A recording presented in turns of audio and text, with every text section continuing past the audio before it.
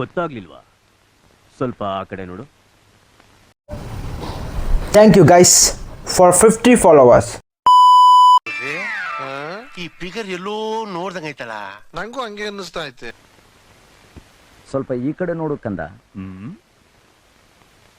Thank you guys so much for 20 followers. Badmaash ನೀನೇನು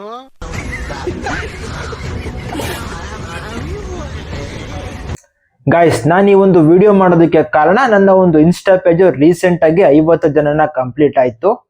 ನಾನು insta page ನ ರೀಚ್ ಮಾಡಿಸ್ಬೇಕಾದ್ರೆ ಬೇರೆ ಬೇರೆ ದಾರಿಗಳಿದ್ವು.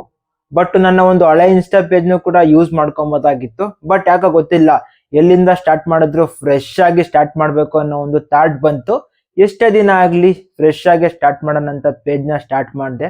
ಸ್ಟಾರ್ಟಿಂಗ್ ಕೂಡ ಯಾರಾದ್ರೂ ಬರ್ತಾರೋ ಇಲ್ವೋ ಅನ್ನೋ ಒಂದು ಭಯ ಇತ್ತು. ಬಟ್ ಅಪ್ಲೋಡ್ ಮಾಡೋಕೆ ನಿಂತ್ಕೊಂಡ್ಮೇಲೆ ಒಬ್ಬೊಬ್ರು ಇಬ್ಬಿಬ್ರು ನೋಡಿ ಲೈಕ್ ಮಾಡೋದಕ್ಕೆ ಸ್ಟಾರ್ಟ್ ಮಾಡಿದ್ರು. ಅಷ್ಟೇ ಅಲ್ಲ, ಒಬ್ಬೊಬ್ರು ಪೇಜ್ ನ ಫಾಲೋ ಮಾಡ್ಕೊಳ್ಳೋದಕ್ಕೆ ಸ್ಟಾರ್ಟ್ ಮಾಡಿದ್ರು. ಕೆಲವೊಬ್ರು ಗೊತ್ತಿರೋರು ಫಾಲೋವರ್ಸ್ ಇದಾರೆ, ಬಟ್ ಅವರು ಬೆರಳೆಣಿಕೆ ಅಷ್ಟು ಮಾತ್ರ.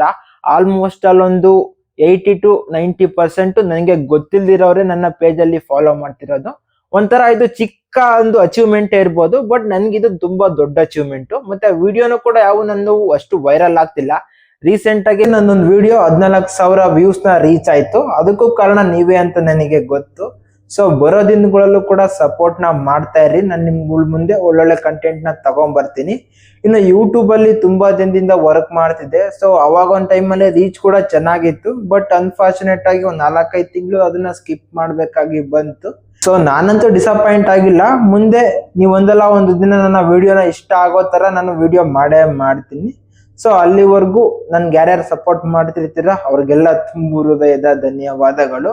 ದಿನಾನು ಕೂಡ ಒಳ್ಳೊಳ್ಳೆ ಕಂಟೆಂಟ್ ಜೊತೆ ನಾನು ಬರ್ತಾ ಇರ್ತೀನಿ. ಸೊ ವಿಡಿಯೋನ ನೋಡ್ತಿದ್ರೆ ನನಗೆ ಸಪೋರ್ಟ್ ಮಾಡೋದಕ್ಕೆ ಟ್ರೈ ಮಾಡಿ. ಅದು ಕೂಡ ನನ್ನ ಒಂದು ವಿಡಿಯೋ ಇಷ್ಟ ಆದ್ರೆ ನಿಮ್ಗೆ. ಸೊ ಇದಾಗಿತ್ತು ಗೈಸ್ ಇವತ್ತಿನ ವಿಷಯ. ಬಾಯ್.